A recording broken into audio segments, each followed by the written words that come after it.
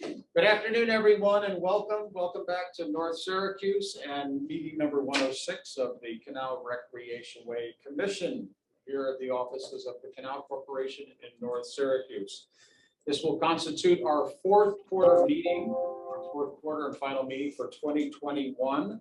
And we will reconvene again in January of 2022 for our first quarter, again committed to quarterly meetings going forward. It is my pleasure to have at least some of our CRC commissioners here with us in the room in person today.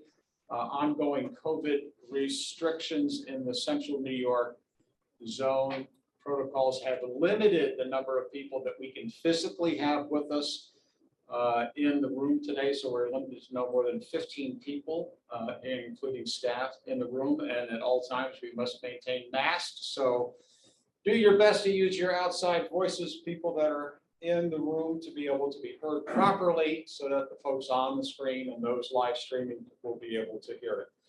We do have a very lengthy agenda today, including 5 land items, which is something new. We haven't done land items in quite some time, but things are backing up and we're moving forward.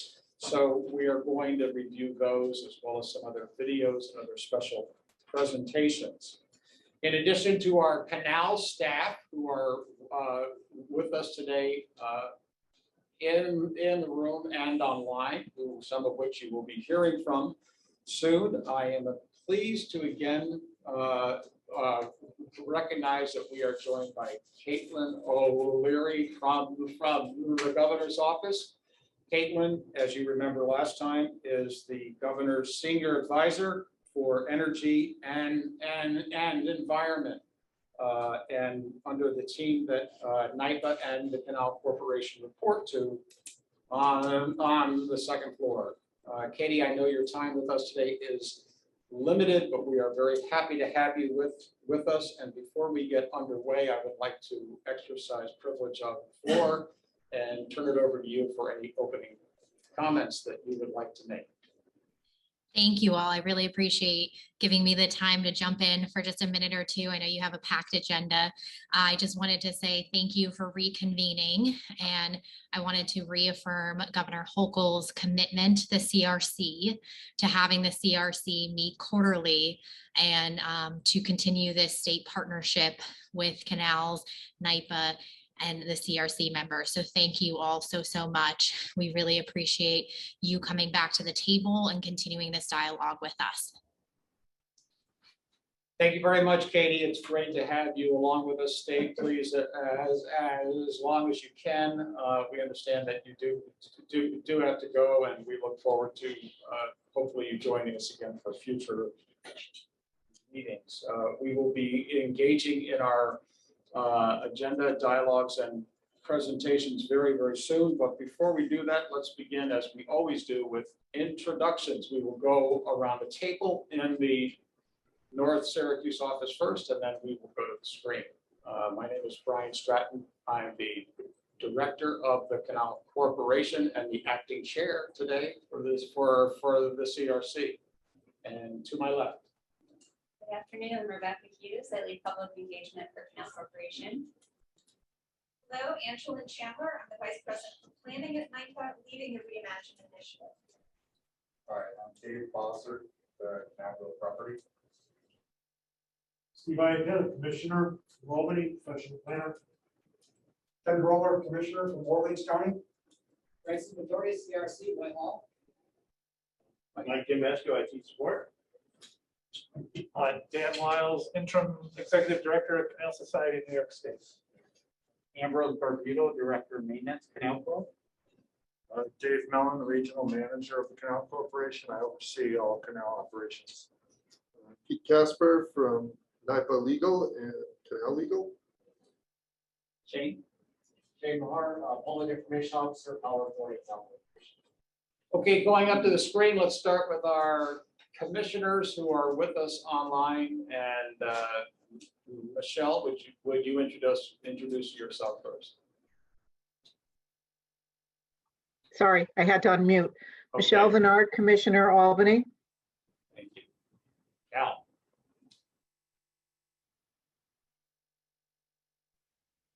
You Hi, got everybody. unmute now. There you go. I did. Hi, everybody. Cal Wysakowski, Commissioner. Sorry that I'm not there. Miss you all. Okay, Natalie Stetson. Hi, everyone. Natalie Stetson. I am a commissioner and I'm the executive director of the Erie Canal Museum in downtown Syracuse. Those are our four commissioners who are on the screen.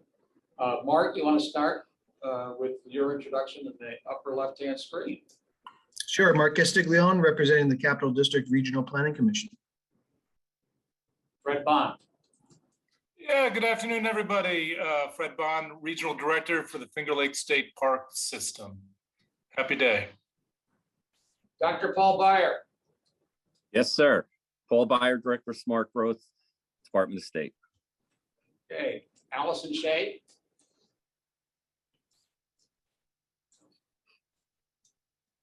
Laura DeBetta. Sorry about that, unmuted. Allison Shea from NIPA Legal. Thank you. Laura. Hi, everyone. Laura DeBetta, Director of Outdoor Recreation with the Department of Environmental Conservation. Okay, Jeannie. Hi, everybody. I'm Jeannie Gleisner. I'm Program Manager for Community Development and Comprehensive Planning with the Central New York Regional Planning and Development Board. Thanks. Brian. Good afternoon, everybody. Brian Sayez, New York Power Authority, Senior Vice President of Power Supply and Canals. Elaine.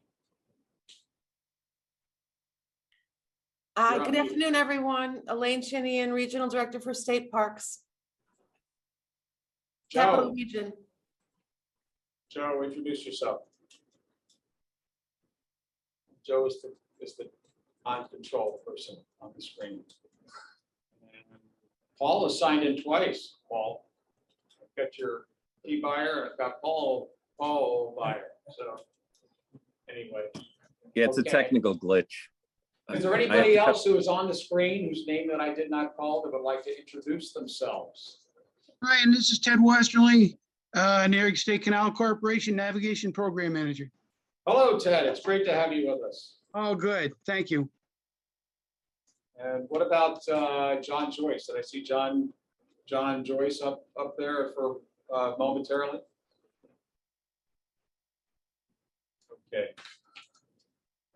Okay, I think, thank you very much. I think that constitutes introductions for all. We have 4 commissioners with us in the room and 4 on screen, staff support and other support staff, other support members for the CRC. I am informed that we have a quorum, so meeting number 106 is officially called to order. Our first action of the day is to approve the minutes from our last meeting, which took place here on July 13th in our North Syracuse office. You should have received a copy of the minutes in your packets that were sent out to you in the last few days, and have all of the members had the opportunity to look over the minutes, to review the minutes. If so, may I have a motion to accept the minutes? Moved by Commissioner Patorti, seconded by Commissioner Iacchetta. Discussion, any discussion on the minutes? If not, the minutes have been moved and seconded. All those in favor to approve the minutes, say aye. Aye. Aye. Say no. The motion carries. Okay, we're going to go into the first item on the agenda, and that is a message from Governor Hochul. Of course, there have been many changes over the past 3 months since we have met, not the least of which, of course, is we now have a new governor, but we have a very strong friend who has always been a friend of the Canal Corporation. Recently, the New York State Canal Conference convened in Schenectady, and while the governor was not able to be with us personally, she recorded this very special greeting that was played at our dinner on September 27th, and she welcomes us and has a very special announcement at the end. So we're going to play the video now for everyone to see it. Thank you, Mike. Good evening. Thank you to the Canal Society of New York for hosting this conference. I hope you all know how much I wish I could be there with you tonight. It was my honor to speak at the World's Canals Conference in Syracuse in 2017 and your 2018 conference on Staten Island. I hope to see you in person next time because there's nothing I like more than to look out an audience and know I'm with my friends. And that for this conference is no question, I am one of you. Governor DeWitt Clinton officially opened the Erie Canal in 1825, taking his packet boat to Seneca Chief from Lake Erie to the Atlantic Ocean. That trip included 363 miles through the original Clinton Ditch. But as impressive as 363 miles might sound, I'm pretty sure no governor in New York State history has been on our waterways as much as I have. Just last year alone, my husband, the first gentleman, Bill, two of us logged a 500-mile trip on our boat, True Blue. We started in Buffalo, took the Erie Canal to the Cayuga-Seneca Canal, then navigated both Cayuga and Seneca Lakes, visiting Ithaca, Seneca Falls, Sampson State Park before returning to Buffalo. So when I say I'm one of you, what I mean is that I've spent my entire life enjoying New York's historic waterways and the more than 220 communities along the canal. And that passion, that love that I have for both our history and the vibrance of these communities today is something I know we all share. Unfortunately, I'm not sure when I'll have a chance to make that same kind of trip. You may have heard I have some new responsibilities that are keeping me not just away from this conference, but also from relaxing on the canal. But that will not change my commitment to preserving and protecting both our history and our future. This past August, I had the opportunity to join Canal Corporation Director Brian Scranton and marine archaeologist Art Cohen. We're on Seneca Lake to showcase a project that is bringing history to life. It's a project that's using underwater imaging equipment to capture never before seen photos and video of intact shipwrecks in the deepest waters of Seneca Lake. And that includes the first ever discovered canal packet boat. These remarkable findings are informing yet another project. New York is building a replica of Governor DeWitt Clinton's Seneca Chief packet boat, and once complete, they'll travel the Erie Canal to be on permanent display at the Buffalo waterfront. That's just one small example of my commitment to preserving our past and how we can use it to bring the canal and the communities along with it for life for future generations. Of course, you can't do any of it without investing in the long-term viability of the canal system itself. Under my administration, New York Power Authority will continue to invest $140 million annually into the canal system to ensure it remains safe, secure, and fully open, end to end, for the next 200 years. Now, as I mentioned at the beginning, I'm hoping we can celebrate together again soon. So right now, I just want to leave you with an exciting announcement.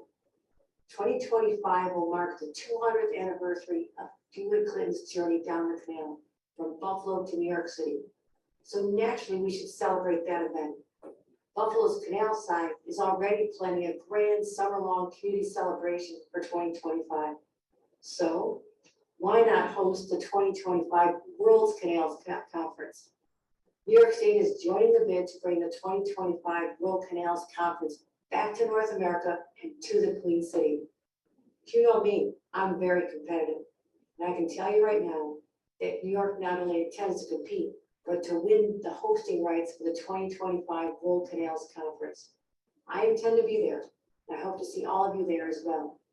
Thank you for giving me the opportunity to speak with you tonight, and enjoy the rest of the conference.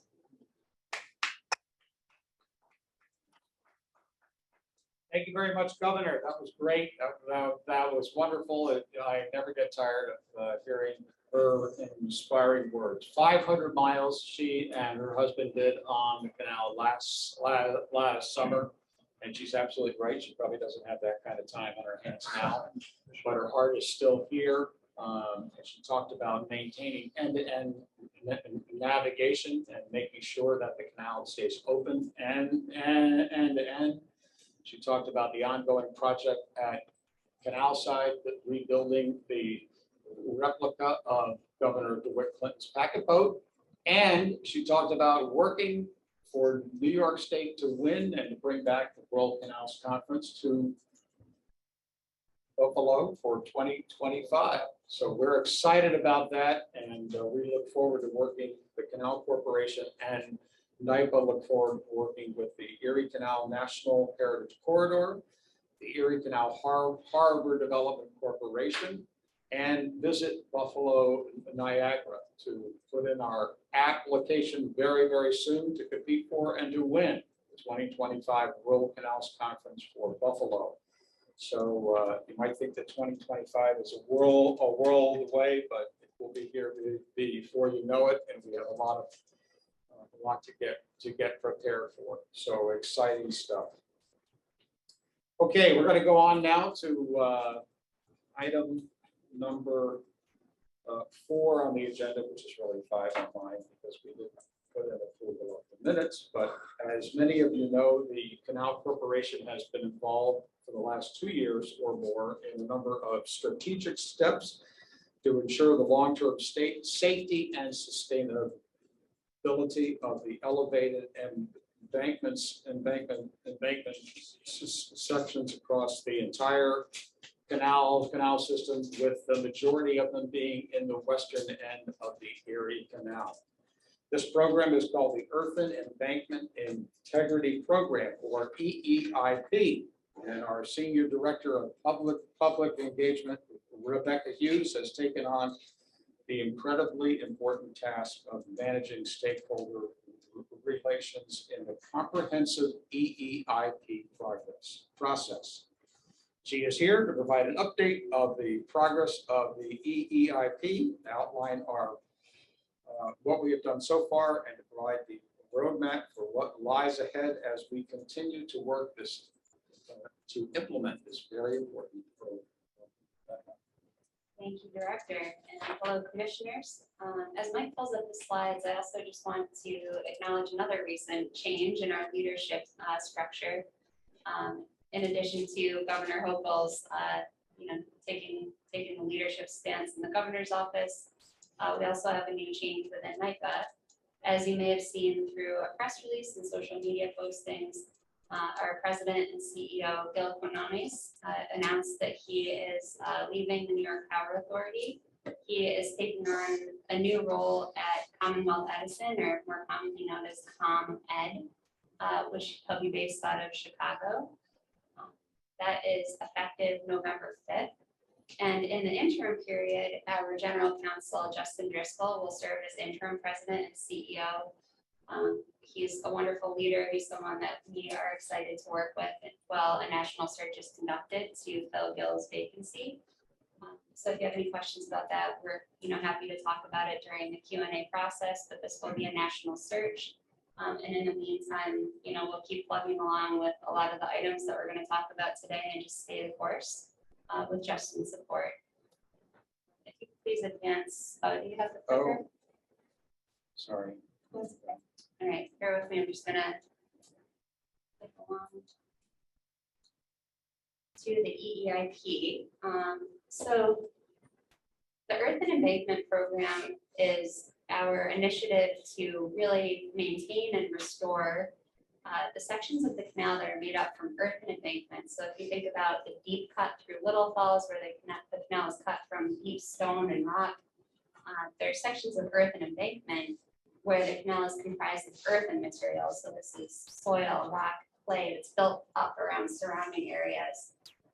As you guys know, and we talked about during the last CRC meeting, a lot of the canal is now being reviewed under our Dam Safety Initiative at NIPA, part of the focus on a safe and secure work environment and providing a safe and secure canal system for those that use the system. And this program is a really integral part of that. It's earthen embankments or earthen dams, and they're engineered structures that are fairly unique.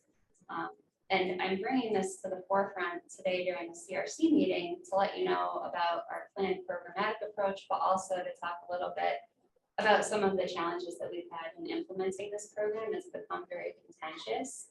So in the spirit of transparency that we talked about last meeting, I just want to bring forward some basic information and essentially, just open the door to any future conversation that you might want to have to learn more. So I find illustrations work really well on this topic. So, we talked about earth and embankments. Here you're seeing what's called the outward slope of an embankment with the sky at the top of the image, that cloudy sky at the top. This is Royalton, New York. In 2020, we were doing a bank walk inspection. So even though we use things like, drones and thermal imaging to inspect our earth and embankments, the most tried and true way to inspect an embankment is just boots on the ground. So we had an inspector that was walking through this densely vegetated area, and they uncovered what's called a seep. That's a leak where water is making its way through the embankment to the outward slope. And this is somewhat common. It's something that you see on earth and dams. In this case, the seep required additional inspection and an assessment. So we sent an engineer out who said that the seep needed to be mitigated or addressed. Next slide. So what you're seeing here is the same outward slope. In this case, the mitigation tactic was to bring in what we call a filter blanket. This is loose stone and gravel that covers the seep or leak and basically slows it down so that material from within the earth and embankment, sediment and soil can no longer, lead through that seepage. And that's really what we're trying to avoid. So we monitor seeps for change over time. And the Earth and Embankment Integrity Program is a programmatic way to better maintain those sections of the canal that are comprised of earth and material. And we say you can't manage what you don't measure, and you can't measure what you can't see. So this is really a program about inspection, assessment, and maintenance. And it's become very contentious in communities, especially in the section along the Great Embankment in the area of Pittsburgh, Harrington, Brighton, Fairport, where understandably community members are very concerned about anything that looks like tree removal. And frankly, previous efforts to maintain sections of embankment in Rockport did result in clear cutting of trees. So, the communities are upset about the aesthetic loss of trees along the trail. They're also upset, understandably, about the loss of habitat, the loss of carbon sequestration, all those things that are benefits of vegetation. So right now, we're really just trying to educate the public, but also to adapt our program so that we can still keep public safety first and foremost. Ultimately, we want to avoid a breach. So if we can't see a seep and mitigate it, the worst possible outcome is a breach of the canal. So we're really working through that programmatically now. Just to give a little insight into where those earth and embankments are, they're along the entire canal system. They're on the Champlain, the Erie, Cayuga Seneca, and the Oswego canals, but they're most predominantly in the western section of the state, the western section of the Erie. On the left, you can see the green dots that signify earth and embankment. On the right, you can see a heat map that shows where we have known seeps. So since we took over management of the canal, we've done these really intensive inspection and assessment programs of the embankments. And we've identified about 200 seeps to date, the vast majority of which are in the western portion of the Erie Canal in that vicinity of Rochester. So these are known seeps that we're monitoring for change. And if we start to see material coming through the seeps, silt and soil, or if there's other changes like the volume of water that's coming through, that's where we need to take that mitigating action. This is happening in Royalton right now. Actually, it's a very timely conversation where it actually resulted in a sinkhole. So we had enough material loss that a portion of the canal collapsed in on itself. And we now have to look at engineering solutions like filling that in with clay or other material, installing a clay wall. Sheet piling is sometimes used, but the immediate action is that we had to reduce the water level in that particular section to reduce the pressure on the seep. So I just wanted to, give insight to this group because this may be something that you're hearing about, and I just wanted to open up the door to have further conversations. We did hold 2 public comment meetings on July 14th. And we followed up with 6 public Q&A sessions, 4 of which were in person and 2 of which were virtual. So we welcomed around 200 members of the public to just have a brief overview of the program and then to ask any questions that they had and air out any concerns. Oops, I accidentally deleted my number, but we've received over 900 public comments. That comment period closed on Friday. And we're currently reviewing and summarizing all of those comments that we received. The next steps will be to conduct overview sessions with Canal stakeholders as requested. So if you or your organizations have questions, we can spend as much time as we need to make sure that any questions you have are answered. We will revise our guidebook, that's like our playbook for implementing the program, to reflect the public feedback. So are we taking too conservative approach in some cases as we look to guidance from the Army Corps of Engineers, DEC, FEMA? Are there, other native plantings that are safe on embankments? Those are all things that we're considering in the revised guidebook. And I just want to note that projects are slated to first begin in fall of 2022, about a year from now. So we inspect when the canal is watered up. We mitigate when the canal is drained during the non-navigation season. So we wouldn't have any projects under this program until that time. And once the guidebook, of course, is finalized. So that's a little bit of a whirlwind overview, but during the Q&A at the end of the meeting, we can answer any questions you might have, or we can follow up individually. So you don't want to take those. I think we've got a really full agenda, and if people want to just jot down their questions, we can. I just want to respect my colleagues to make sure they have time to get their presentations. Okay, if you have questions or comments on that project, and it is a very important project, and I'm sure we'll be coming back to this again when we reconvene in January. Take a moment, write those down, and we'll come back to have questions on the program. But Rebecca, thank you for the work that you are doing on this. This is a extremely important project, and we talk about 200 active seeps along the canal, particularly in that hot zone that you see. Those of us who know the canal well, who travel along the canal and know the elevated embankment sections, know that that's an important task, and those canals are in fact dams holding back water. So look forward to getting more information, and we'll talk about that toward the end of the meeting. So we're going to move on now to item number 5 on the prison agenda and talk about long-range capital planning. And as we look forward to all of the excitement of celebrating 200 years since the canal opened, and next Tuesday will be 196 years since the canal opened on October 26th. We have to be mindful that the canal that we currently have, the third generation of the canal system, is more than 100 years old, and it requires constant care, constant maintenance, and long-term planning. And here to talk about, to give us an update on our canal operations and our long-range capital planning for the entire canal system, again, is our regional manager of canals, Dave Mellon. Dave, I've got the clicker here. Pass it down to you. Thank you. Okay, thanks, Brian. Appreciate it. Good afternoon, everyone. So I'm going to talk a little bit about future capital planning. And the essence of it is developing a plan for the next 10 years that identifies all of the needs, estimated costs of various needs and solutions, prioritization of all the needs that exist, and detailing a financial strategy for the future. Okay, and this effort is well underway. We're hard at work identifying our capital plan for the future. And a key thing to understand here for the Canal Corporation is that our asset management and inspection functional area really is somewhat new. It was never in place until canals arrived at the Power Authority.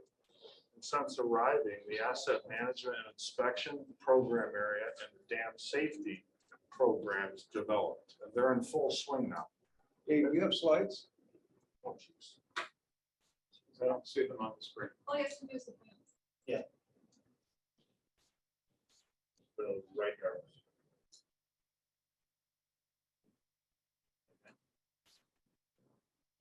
There you go. It just takes a second.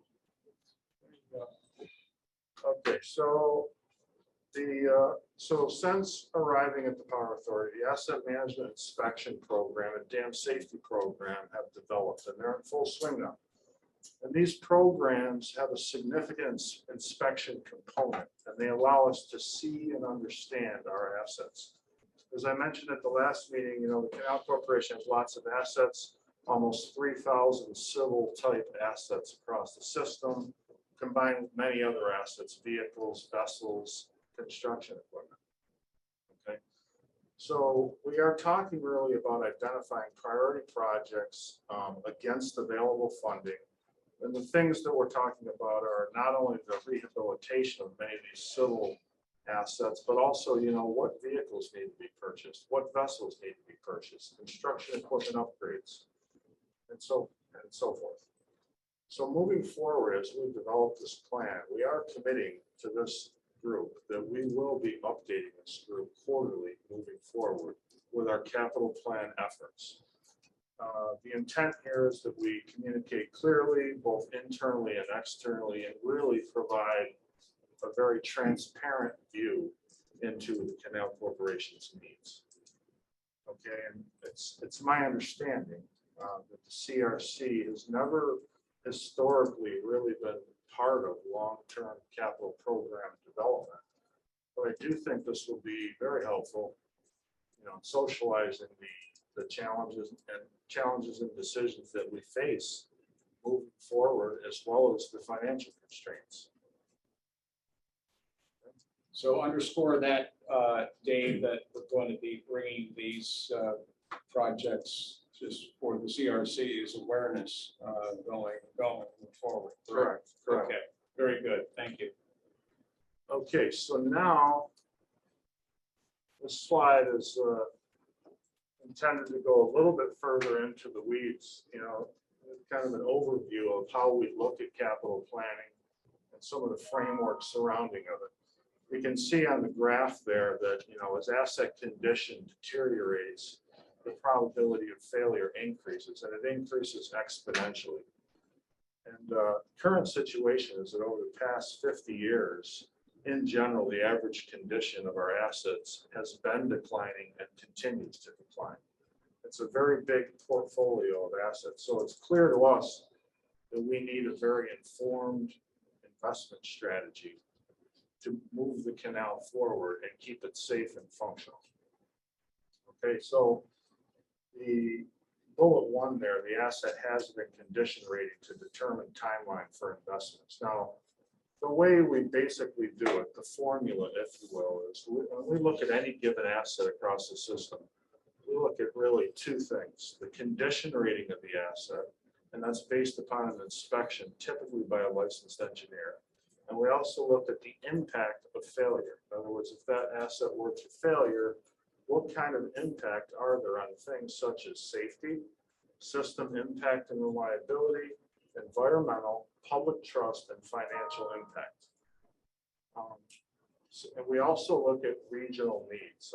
The western part of the canal system is a little different than the east. It's not necessarily uniform needs across the system. We take a look at that. And lastly, the almighty budget has to be considered as well. And our budgets are approved by the Board of Trustees. And moving forward, I think it's very likely we'll be pursuing third-party funding through philanthropy, federal funding, and perhaps other sources. Okay. Oh, this slide, the next slide, and a short video that we're going to share with you. This is trying to give you an inside peek at typical capital planning efforts and work. And this is what this is we've selected one particular asset class, which is waste weirs. Other asset classes might be dams, might be locks. Okay, so what this is showing is this graph is showing inspections over the last 50 years. On the x-axis, that it's hard to see from where I'm sitting here, but the timeline goes from 1970s to the current. So that covers 50 years, and each dot represents an inspection. Okay. On the y-axis, you'll see the condition rating, that goes from, I think, 1 to 7. 5 is good, 3 is poor. Okay, less than 3 is less than poor. Okay, so for this particular asset class, from an average perspective, the average condition has gone from a 5.2, or generally good, to a 3, or poor, over the past 50 years. There are 14 waste weirs on our system. Okay, and every waste weir gets inspected at least every 4 years. And as soon as the condition rating gets to a 3 or worse, the frequency of the inspection increases to every 2 years. Most of these waste weirs are in our western region.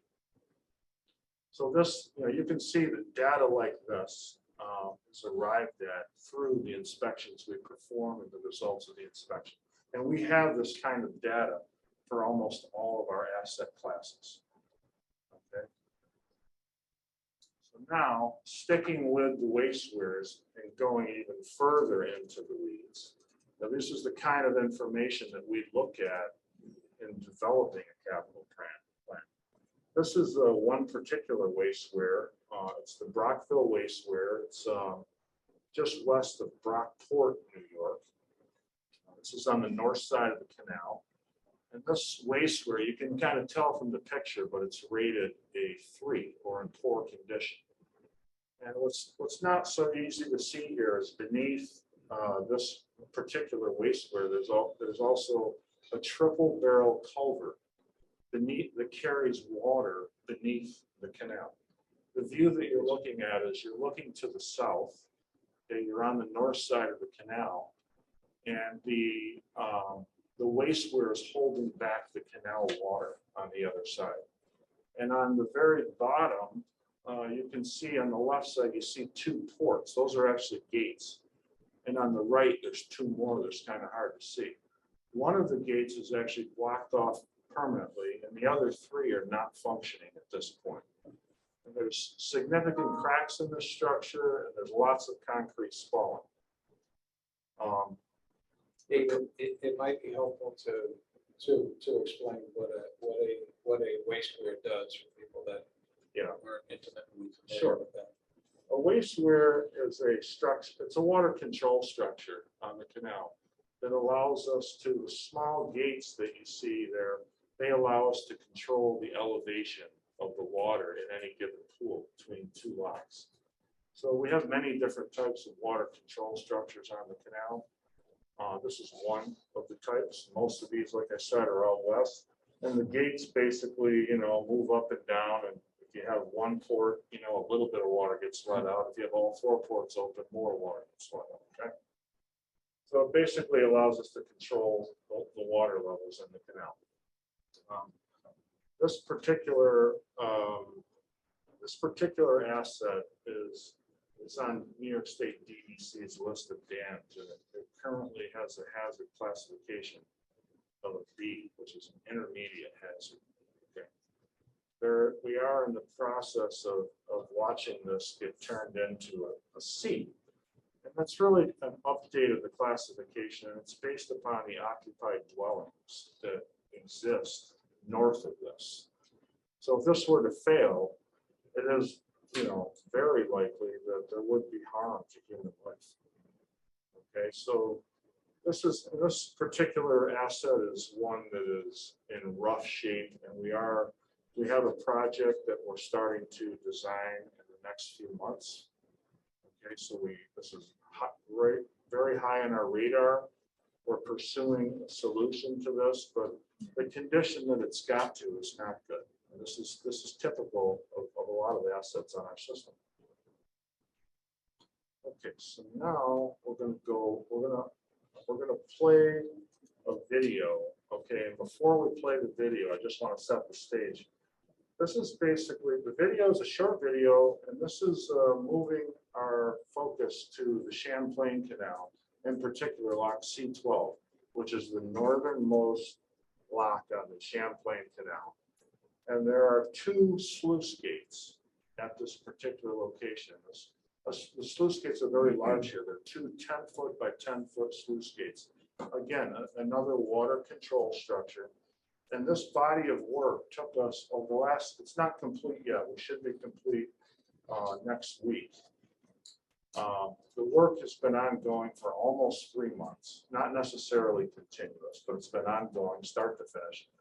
The rough cost is about $400,000, and it's in essence the rehabilitation of these 2 gates and the hydraulic systems and a few other features that go with it. And this is very typical, a typical repair that results from capital planning efforts.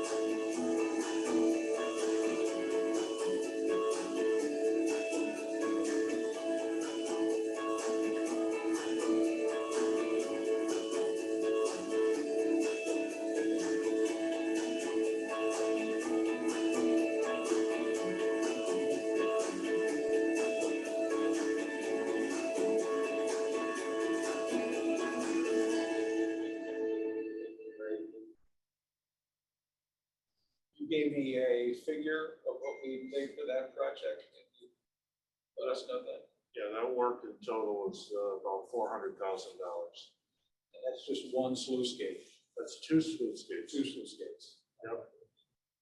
2 sluice gates, 1 location. So that is just a window into capital planning. Efforts are underway and more transparency and communication on that moving forward. Thank you so much for sharing that with us and for talking about some more of the complex structures that we have. We need to pass the clicker back this way because we're going to go on to our next item on the agenda and have an update on public benefit projects under the Reimagine the Canals program. Angela Chandler, you recall from our last meeting, and of course, all of the interactions that we're having now is our Vice President for Planning for Reimagine the Canals. You heard from her at our last meeting, and she's back with us today. She's going to provide us with an update on Reimagine the Canals developments and specifically highlight the Reimagine Canals public benefit projects. Welcome back, Angela. Thank you, Brian. So today I'm going to talk about our staycations and on the canals programs. You may remember in 2020, we developed a program called Staycations. This was in direct response to the pandemic. We wanted to create a way for local canal communities to recreate safely along the canal and not have to travel very far to do that.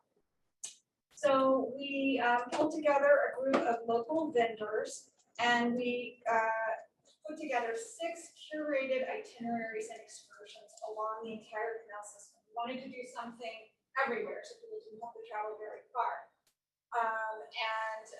We provide activities such as kayaking and biking primarily. So these are stats from that program. We had over 2,800 participants. The item called reach is how many people saw our ads. So we had over 1 million people seeing our ads.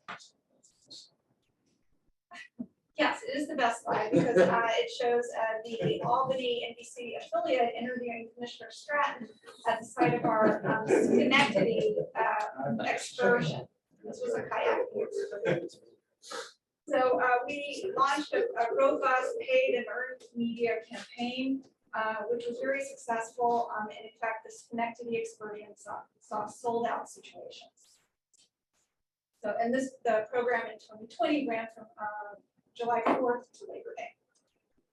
So building on the success of the Staycations program, we developed another program called On the Canals, which was similar, but yet as we were coming out of, people were being vaccinated, we wanted to reach a wider audience. And in fact, our media was also targeted in the New York City region.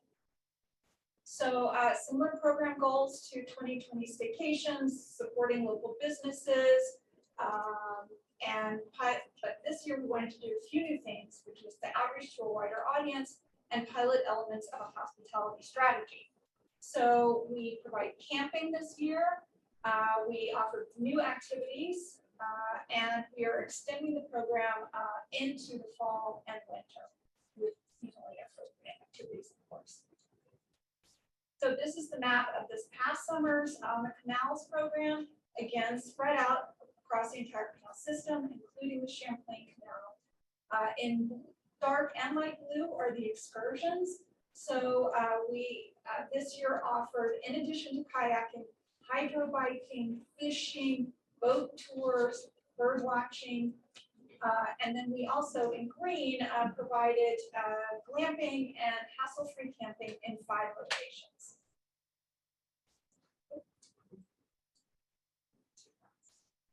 So these are the stats from this past summer's program. We again launched a robust paid and earned media campaign. We garnered an article in Condé Nast Traveler, and this year we issued surveys after each of the excursions and got really great feedback, lots of good comments, and as you can see here, really positive average 9.92 out of 10 said they would recommend these excursions. So building on that, we are continuing on the canals into the fall. We are offering 2 excursions shown in light blue here, one in Rockport and one in the Montezuma Audubon Center. And then our camping program is continuing at 4 locations through the end of this month. Jumping forward. Okay, so the one in Rockport was just recently completed. We offered kayaking and biking over a series of 4 weekends, and we had 240 participants. Our other excursion for this fall is a guided bird watching hike with the Montezuma Audubon Center, and that will begin this coming weekend. So these are the stats from the Rockport excursion. Again, 240 participants. Again, really great survey results. And like with all of the other excursions, we saw first-time canal users who had no idea these kinds of things could be done on the canal. So we're very excited about setting up some winter excursions as well. And the next time I see you, I'll be able to report on those. That's exciting. Hey, folks, if there were slides, we did not see them. We didn't, I think many of us probably, yeah, I know. So, but I don't think any of us realized that at first. So maybe you could send them to us after. I'm sure they were lovely. Yeah, of course they will. Thank you, Laura. I'm sorry about that, Laura. We'll try to get the slides out to everyone who's on the meeting today so that you can see them, but those were great slides. Angela, thank you very much. We look forward to hearing about the winter excursions. Ice fishing maybe on the canal? That's a great idea. Put it in the hat. Okay, well, we will have to come back for January's meeting to see everything that we're going to be doing on the canal while in its frozen state. So thank you. We're going to move on now to our land items, and that's number 7 on the agenda. If you can't see the maps as they come up on the screen, type in so we can make sure that we're technically compliant as we go through here. So we're going to move into the bulk of our action items and move forward with the presentation, consideration, and discussion of 5 real property items to come before the CRC. Pursuant to Canal Law and the New York State Public Authorities Law, transactions for the disposition of canal real property must be reviewed by the CRC before they are eligible for final consideration and action by the Canal Board of Trustees. So this is the first step in that process. And with us today is Dave Bossart, manager of Canal Real Property, to walk us through each of these 5 land items. I will tell you that these 5 items have been previously reviewed by our CRC Real Property Committee, chaired by Commissioner Steve Iacetta. And Commissioner Wiles joined them last week to review those. First up, and we're going to work our way from east to west along the canal, is the proposed abandonment and sale of approximately just under half an acre of canal land located in the town of German Flats, Herkimer County. Dave, would you start with this one first? Thanks, Brian. The first parcel is located about midway between the city of Little Falls and the village of North Lawrence.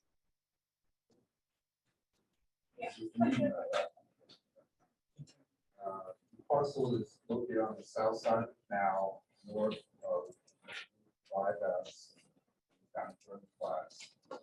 That's a few hundred yards west of the Fort Church. Parcel, as Brian mentioned, is half an acre in size, measuring about 350 feet by 60 feet. Parcel is level, but accurate. It's building improvements. That portion of the house is located on which parcel forms. Parcel can be accessed from over from Route 5 and over the applicant's property. There are no environmental concerns with this. There are no environmental concerns with disposing of property. As with all abandonments, this proposal will be reviewed by the State Historic Preservation Office, archaeological and historic considerations, and will reserve covenants in the deed and office request them. Parcels founded on the north by the military canal that's been filled in, and on the south by the applicant's property and 5S. Parcels located in a residential R1 district. The applicant has requested the property feature title, cloud, and property for children. You want to go through some of the other slides there, Dave? We can sure. We can advance and give the commissioners more perspective of what the land view is. This is the barn encroachment on the property.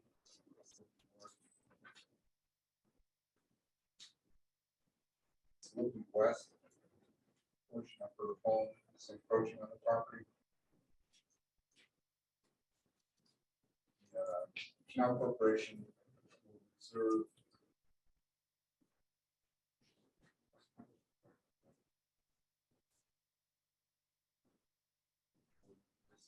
adequate property on the north side of the trail. Regional Planning Office and the municipality have no concerns.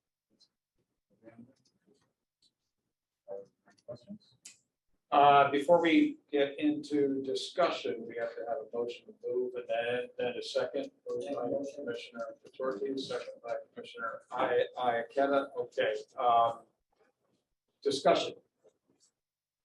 I just have one question, and it's more procedural.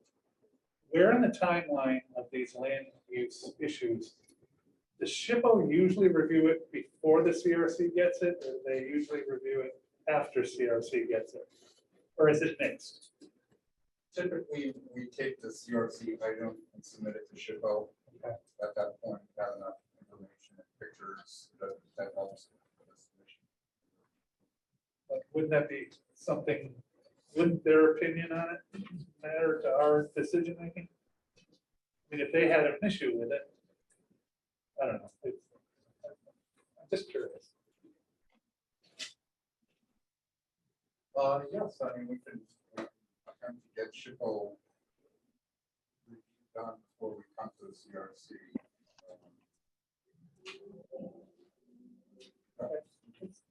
Why would that be helpful? Because if they have an issue with something, when we, let's say we okay this particular item, and then SHPO, for some reason, finds an ancient burial ground on it, should we know about the ancient burial ground first? That's a valid point. Other commissioners, what do you think about that? That's a valid point. I'm sorry. Makes a lot of sense to me. This is Michelle. That is a very valid point. Thank you. take a look at that. Thank you, Commissioner. Well, we can't do anything about that now, but perhaps in our No. next going forward, we should look about the chip overview. And I can underscore, typically with property like this, we'll have desktop surveys and we'll understand if there's going to be a critical or biological issue. So it's not as though SHPO is out there doing investigation post CRC. You know, if we believe there needs to be a phase 1 or a phase 2 analysis under the SHPO requirements, those are going to be done. And then those, obviously, you could potentially just have a separate discussion post SHPO requirement on those more sensitive ones, if it's going to delay the process of getting these more typical, straightforward, real property matters done. So I think you could have a scenario where it's going to be potentially impacting archaeological resources, but those are limited in nature. So just a thought to keep. Because I honestly think it's a chicken and egg thing too, because SHPO may want to know whether you believe there's any concerns with respect to the historical nature of the canal system and use. So just keep that in mind too. Can you give a brief, SHPO give a brief review saying pending more in-depth investigation, we don't have any issue with this? Yeah, typically the first determination is made internally by our APA, we have historical resource experts that work with SHPO. So they may even look at this and make a determination that it's not required. And then SHPO is not in the game, but since we're a historical canal struck element, we pretty much informally keep them involved too. So. Okay. Yeah. Thank you, Commissioners. Okay, if there's no more discussion, the item has been moved. It has been seconded. I've got a quick Oh, point I'm of sorry, discussion, Steve. just Yes. in context, Director, if I may. This question on cultural resources falls under the broader umbrella of State Environmental Quality Review Act, SECR, that is concurrent with our procedural review, can be always follows in every case, every action that the CRC recommends for land use compatibility to cure these long-standing. So I just want to share that information with all commissioners. Yes, so it's going to have to go through a seeker process also? It's all under the umbrella. Okay. Yeah, every single land use action, sometimes it's just, it's an unlisted action, give it a little bit. But as it goes to the canal board for approval, that's the final action that has to be subject to the Right. seeker review. Just information. Right. So everyone's on the same page. Thank you. Thank you for pointing that out. Any other further discussion on the item? All those in favor say aye. Aye. Opposed, say no. The item carries. We will go on to our second item, and that is the proposed abandonment of approximately 5,500 square feet of canal land located in the city of Utica, Oneida County. Dave? Speak up from you. Can talk a little bit more. So anybody who's not right in the center, there's a little trouble hearing. Thank you. Parcels on the north side of the Mohawk River, south of Erie Canal, parcels just east of the North Genesee Street Bridge, and Harbor Lock Road. Parcels of narrow strip of land located between two privately owned parcels measures approximately 250 by 23 feet. Parcel contains some light improvements, a chain link fence, and approximately half of the property contains a segment of the Canal Trail of the Canal Corporation. So from the yellow dotted line, Canal Trail that was constructed last year and over that property for the trail. There are no environmental concerns with abandoning the parcel subject to the trail easement. This parcel has been reviewed by SHPO and there are no proposed covenants.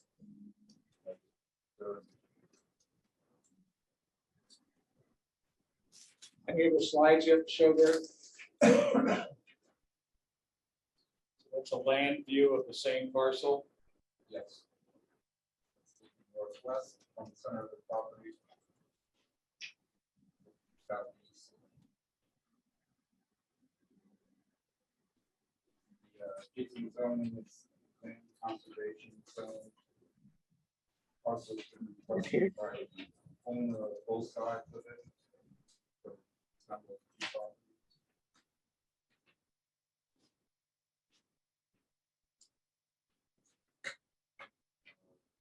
City and regional planning board have no objections to the proposed sale. So the same owner owns both parcels on either side of the red area, is that correct? Yes. Okay. That's the old historic unit, marina that has the Aquafina property. Right, Aquavino, people want to orient themselves to what they know on the canal, that's the Aquavino restaurant. And the yellow line is the Canalway Trail going through there, and as Dave has already said, we reserve the easement so we can continue the Canalway Trail, the Empire State Trail through there. Okay, questions? Excuse me, I'm sorry, motion to move? I move. Moved by Commissioner Wiles, second by Commissioner Iacetta. Moving second, discussion. Who supports the highest and best public land use of this area by allowing joining of the two. Looks like it's well cared for. I don't know if we mow that or not, but it's well cared for. We hope it continues to be well cared for. It's under its new ownership. Okay. If there are no further questions, either from the commissioners here or with us online, it has been moved, it has been seconded. All those in favor say aye. Aye. Aye. Those say no. Thank you, commissioners online, Commissioner Stetson, Commissioner Bernard. Moving second, it passes. Okay, we're going to continue to move to the west, and our third real property item is the proposed abandonment of just over 1/2 of 1 acre of canal land located in the village of Sylvan Beach in Oneida County on the eastern end of Oneida Lake. So Dave, take us through this and share all the slides that you have. Parcel is located on south and east of Pioneer Avenue in the village of Sylvan Beach. Parcel is approximately 1/2 acre in size. Parcel is irregular shaped level waterfront parcel. Parcel is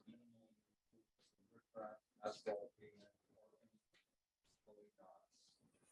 Also has about 193 feet of frontage on Pioneer Ave and 330 feet of frontage now. That is about 100 feet of the access from Pioneer Ave. Concerns with property. Canal Corporation does propose to serve a flow easement over the property for added liability. Case of floods and some. This will be reviewed by SHPO as with all transactions. This parcel is bounded on the northwest by the Oneida Indian Nation, on the southwest by Canal Corp lands, located in R1 residential district, campground and trailer park overlay. The applicant is requested to purchase property so there's involved for waterfront access. Trails in this location. No objections. Village is somewhat interested in acquiring some property just to the north. They would like to develop some gas service.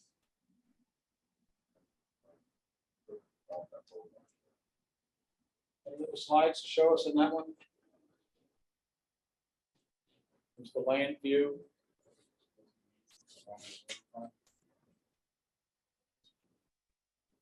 Hey, folks, I hate to be the bearer of bad news again, but I don't think anyone's monitoring the chat, but we're having a lot of trouble hearing. I think it's Dave. Okay. Sorry. I don't know, come close to the mic. What do you think?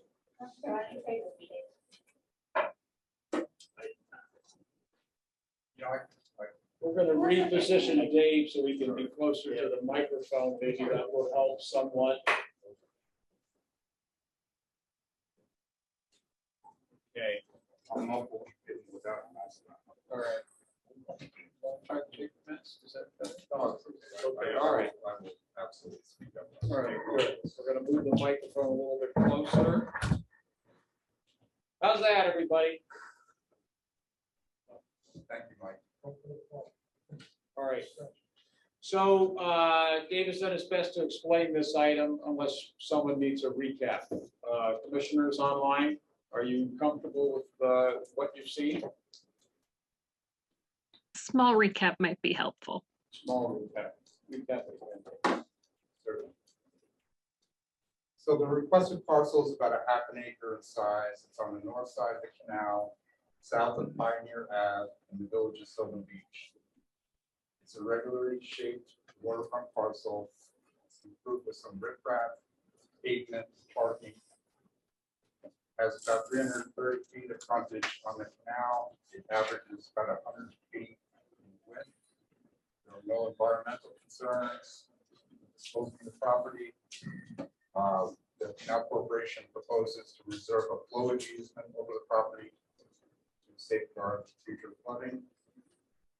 It's bounded on the northwest by the Oneida Indian Nation and on the southwest by Canal Corp lands. Located in the R1 residential district with campground and trailer park overlay. There are no concerns from the regional planning board or the village. Everybody hear that? Okay. Yes.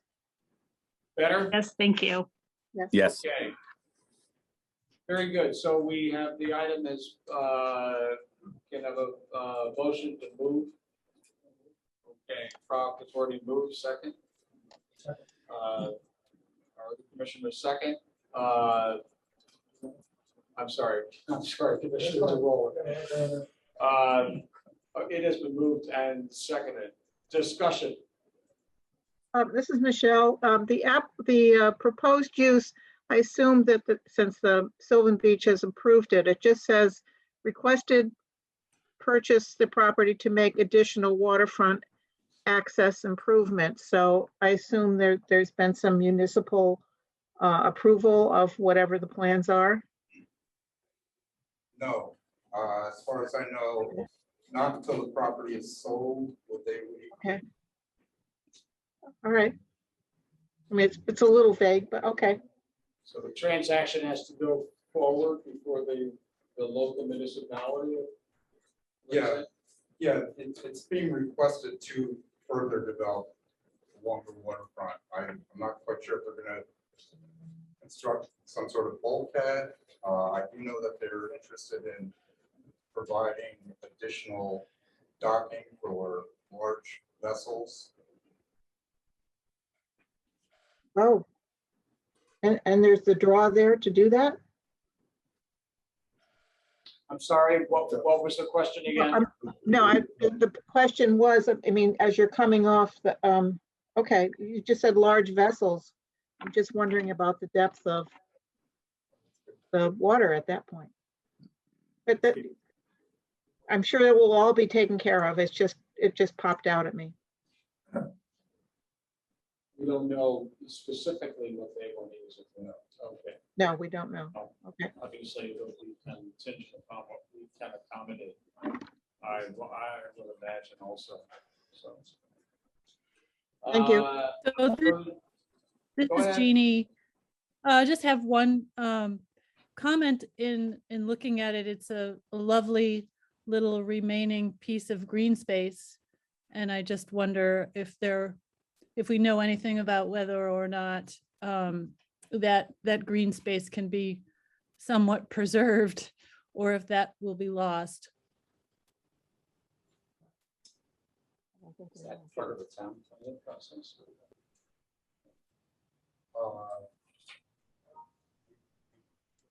As far as I know, we aren't proposing to reserve any restrictions over the property if we sell it. We made a determination that we don't need it for canal purposes. What are the structures that are?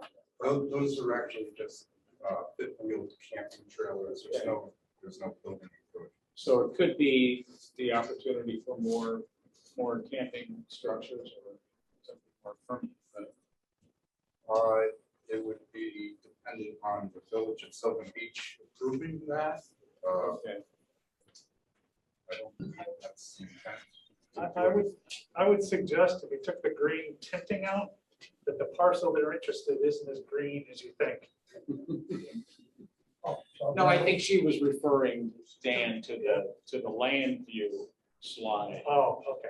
You know, not necessarily, the tinted portion is to indicate what's canal land.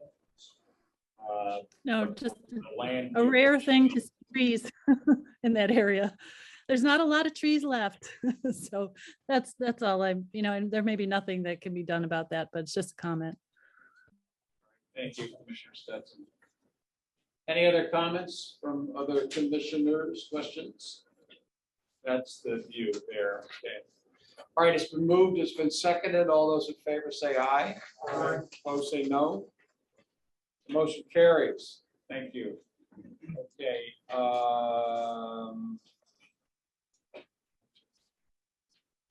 Our fourth real property item for consideration brings us to the city of Rochester, specifically the abandonment of 1.5 acres of canal land located in the city of Rochester along the East Genesee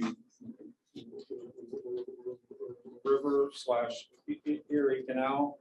Dave is going to take us through this item, but I want to let you know that this is an item which the Canal Corporation has worked with both the city of Rochester and the governor's office in the rehabilitation of the West Genesee River Wall under the city's and the state's ongoing Rock the Riverway project. You may recall that this was an item that was put forward, I believe, in 2015. The Canal Corporation funds it through the Rock the Riverway program, and that is the portion of the is it 490? What is the interstate there, Dan? 490.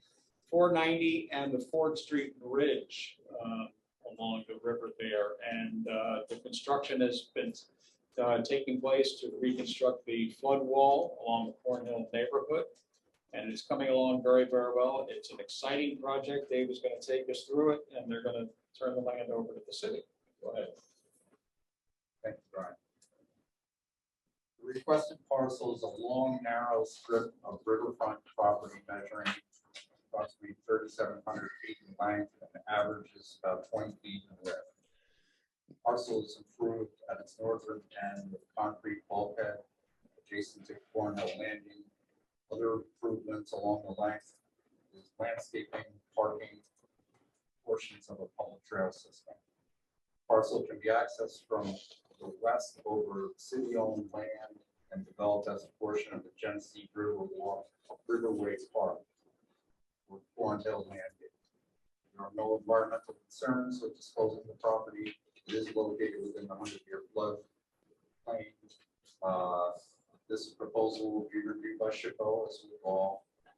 The adjacent properties are zoned Center City District, Riverfront, and Open Space District. The requested parcel will be used for the development of a new concrete flood control wall, creating additional public access improvements as part of the city's Rock the River. The city wants a property interest in these lands because of the sizable investment. The Canalway Trail is not adjacent to the Genesee River and not impacted. The Canal Corporation will reserve easement rights over the property for access in case we need to work in the river by vessels. The Regional Planning Office and the city have no objections to the proposed abandonment. The CRC Real Property Committee met last week and have no concerns with this proposal. There's another piece of a slide showing some of the work being done that Brian talked about. That's the slide on the bottom looks like the Ford Street overpass, which is my orientation. It's then to the west or the south. But you can see that the wall is actually a combination of earthen embankment and also the concrete wall. It's more like a linear park. It's a very positive thing. I think if you scroll down further, you'll see the orientation of Cornhill Landing. That's really the before view, before they got underway. It looks much different from that now. We've been back there a couple of times, and the city is very anxious to get this project checked off the list, and it's a very positive thing. We're also bringing back under the ROC, the Riverway program, another tour boat that will be stationed at Cornhill Landing. Those of us who know the tour boat industry know that it's been an endangered species along the canal. But we're happy that we're bringing back the Mary Jameson, which is going to go under contract very, very soon, and probably will be docked and be doing tours right here at the Cornhill Landing neighborhood. So we're also dredging that, right, Ambrose? Sure. In that area, which is a challenge, but we're committed to that, and that's a new traffic area. So this is a very positive thing. It's really turning the property over to the city so that they can maintain it, because building is one thing, taking care of it's something else. So let's turn it over to them so they can maintain it and keep it beautiful. I hope you didn't mind. No, thank you, thank you, thank you. I happen to know about this one, so I take the opportunity to chime in when I can. Yeah, this area you're currently looking at right now is part of the Cornhill lease area that we entered into with the city 20 years ago. That is expiring next spring, so it's a good time to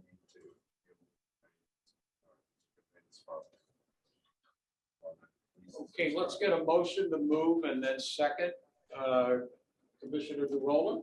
Yes. Moved. Commissioner, I get a second. Thank you very much. Discussion on the item. Questions? This is Cal. I have a quick question.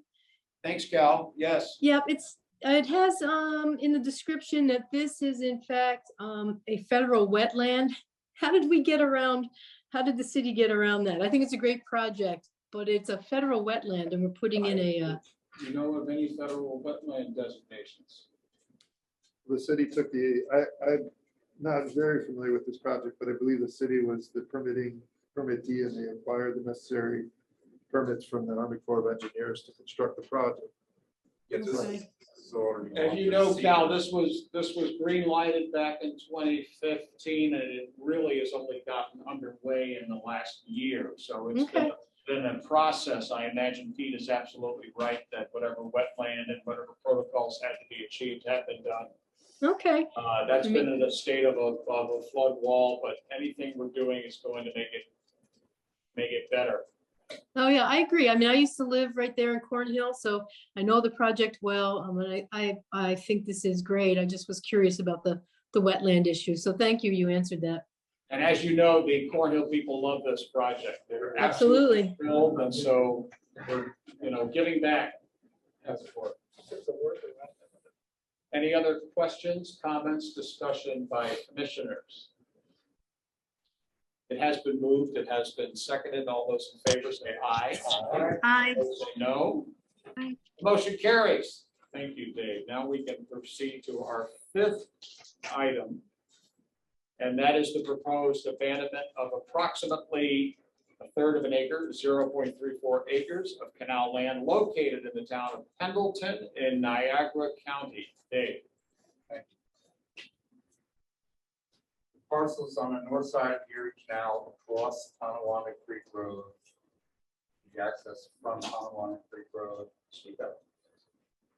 Based on the visual inspection, there was no environmental concerns with abandoning this property. SHPO has reviewed this and do not have any objections and don't propose any covenants be reserved in the deed. The property is bounded on the east and west by additional canal land, and on the north by the applicant, and on the south by Tonawanda Creek Road, County Route 11. Parcel is located in the R1 residential district. The property has been requested by the upland owner to provide legal access to their home, increase their lot size. There are no existing or planned trails at this location. The trails on the south side of the canal at this location. All right, let's show the land view. That very elegant home along the canal and the western section along Pendleton. And I believe that the Canalway Trail is right in front of that property. If you've ever cycled along it, you know, this is a very lovely section of our canal. So that gives you an idea of the land view. And I can't believe that that's canal property. Do we mow all that right now? No. Okay, good thing. So that gives you a little bit of perspective of where we are. That they're again along the road, and so we're go back to the overhead map to indicate the portion that is in question, and probably the other adjoining homeowners might want the same thing down the road, part of the front. Yes. Right. Yeah, the committee talked about that issue last week, and we decided that we would bring these individually. Individually, rather than doing en masse. Okay. Let's have a motion. Property. Steve Iacetta, second. Okay, moved and seconded. Discussion, questions? Any questions, any interest? Okay. Any volunteers to go out and mow all of that land once it becomes in private hands? All right, thank you very much. That's great. We look forward to that and the others that are coming down the pipe. We have a motion. We have a second. All those in favor, say aye. Aye. Opposed, say no. The motion carries, and that concludes our land items and new business. But I would say that before we get to new business, maybe we should go back to taking questions on Rebecca's items on the embankment management program. I have a question. Yes, Cal. So first of all, thank you for all of the updates. I really appreciate them. This one is for Rebecca. Rebecca, thanks for putting this update on the agenda. In the Finger Lakes area, this is a very important topic. It's a lot of comments, a lot of activity going on with regard to the EEIP. So based on the comments that you're receiving or that you have received, has the work plan been amended at all yet? Or how are you, what are you doing with all the 900 comments that you've received? President Valiant, can you hear me replying okay? The audio okay? I can hear you. Okay. Yes. So the comments, about 650 or so of them are auto-generated comments from the Stop the Canal Clearcut grassroots movement. Okay. I'll say overall that effort on behalf of mainly citizens in that Harrington, Pittsburgh vicinity has been really effective. They've been very amplified. They've come out en masse to public sessions, and certainly I think, you know, we recognize the need to consider habitat, carbon sequestration, the value of trees for aesthetics and recreation. So, you know, I think some of that needs to be addressed on a project by project basis. A lot of the asks have been for renderings of like, what's it going to look like in my backyard? Right.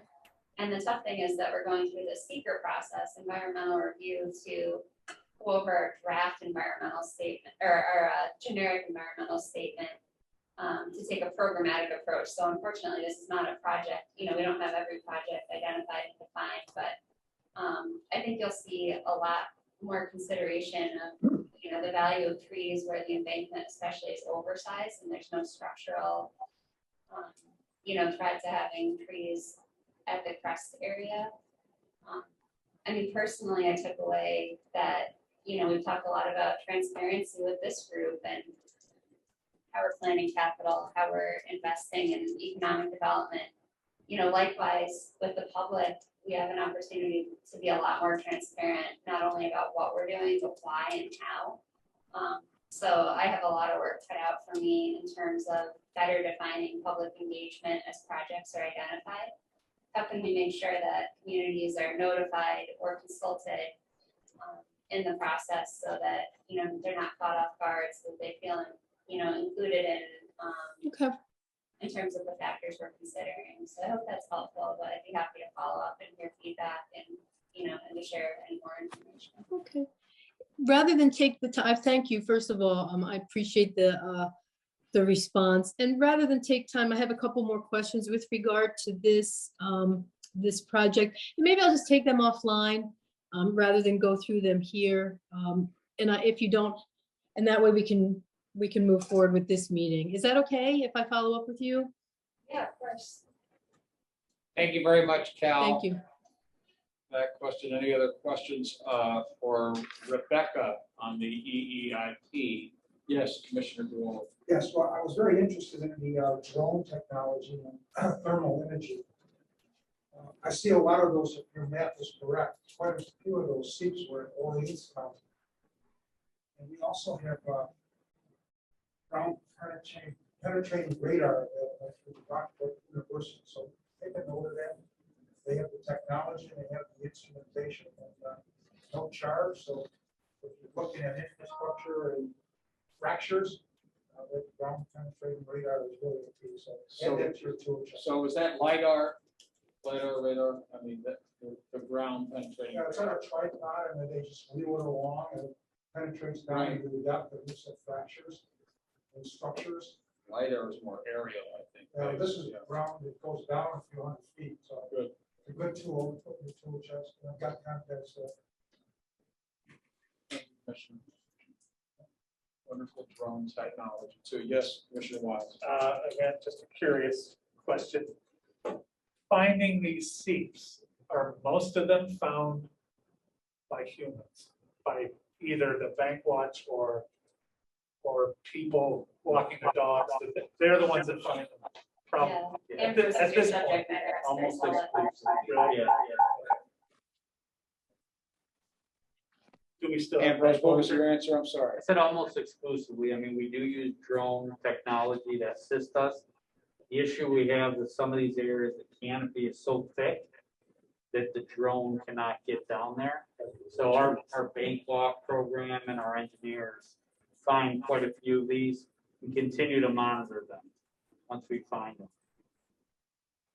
You know, you look at all these shows that they have on National Geographic and Nova PBS about the Mayan jungles and all of the LiDAR that they use to find the old roads and everything. I mean, something like that we should be able to utilize or tap into to be able to see some of these structures. But I digress. Sorry.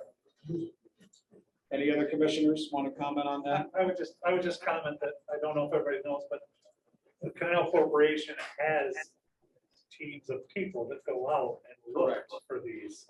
And it's been going on since the beginning of the canal. I think it's one of the most interesting things that the, notwithstanding all of the technology, we still rely on people being on the ground, walking the canal every day, just as they have for almost 200 years. And I know Rebecca's going to be highlighting that too. Good point, Commissioner Wiles. Thank you very much. Others on this item? Other questions on this item? How about questions for Angela and Chandler on Reimagine Canals, or from Dave Mellon on our capital projects?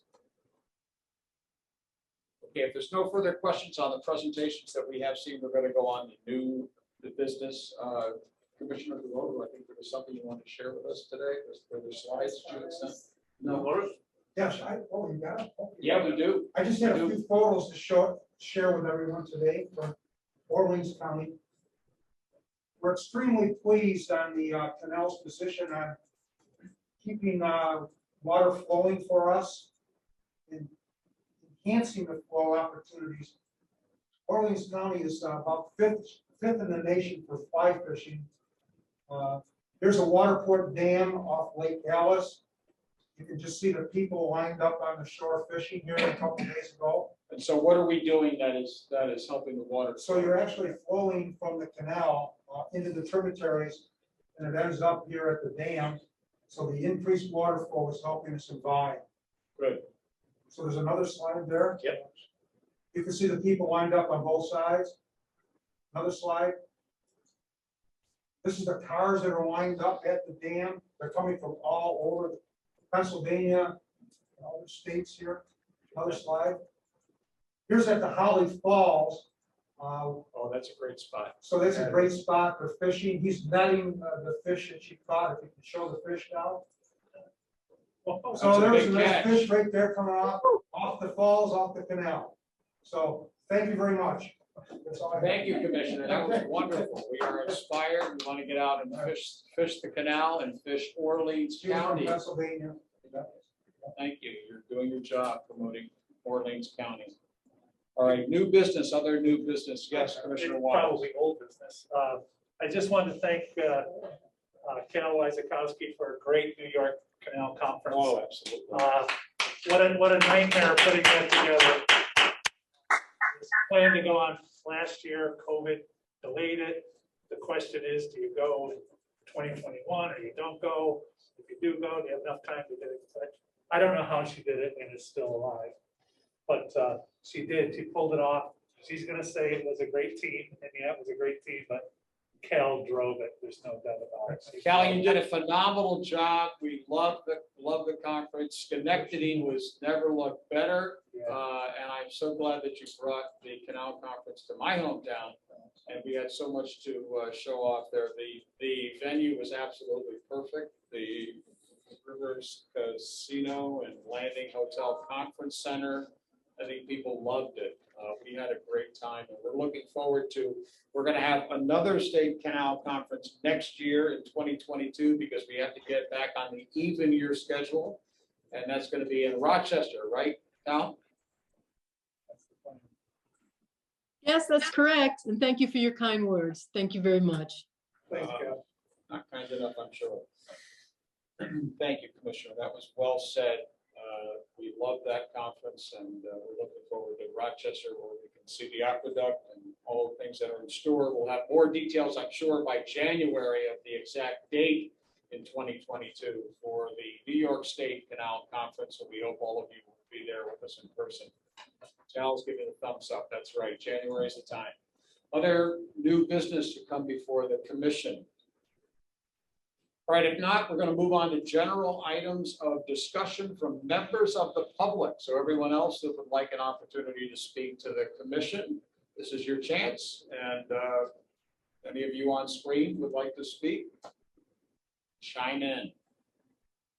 If who you are, I don't know if I see any hands up on the hands up feature, Mike. In the chat, maybe in the chat. I don't know. Other is Jeannie. Oh, Jeannie. Okay, Jeannie.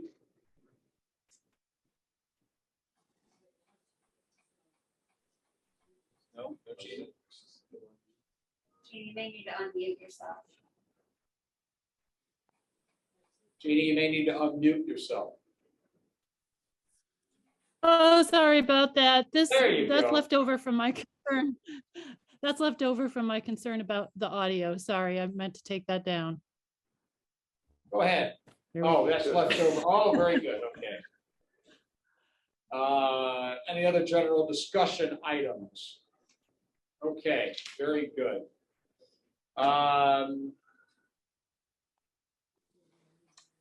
Okay, as you've heard again from Katie O'Leary at the beginning of the meeting, and all of us here, we are committed to maintaining a quarterly schedule of our meetings and to keeping the Canal's Recreationway Commission active and engaged, and expanding it also to updates and inclusion to review our capital projects. And so we're excited about that. And so we're going to consider, as I said, this is the last meeting of the quarter for 2021, and we will look forward to reconvening in January of 2022 at a time and place to be determined through the usual process that we undertake, where Kim or a fellow surveys you and presents a number of dates, so we can arrive on one that works best. I don't know the location, but maybe we'll do it in a winter on the canals location. We'll all be ice fishing or snow biking, so maybe we can We can incorporate the rollout of the new winter offerings. Wouldn't that be fun? Okay, very good. Nothing's impossible. All right, so stay tuned then for announcements and concerning when we will reconvene. Any other members wish to discuss that issue? If not, I think we've reached the end of our agenda, and I will entertain a motion to adjourn. Moved by Commissioner, I got a second by Commissioner Patorte. All in favor, say aye. Aye. Those say no. We are adjourned. Elaine?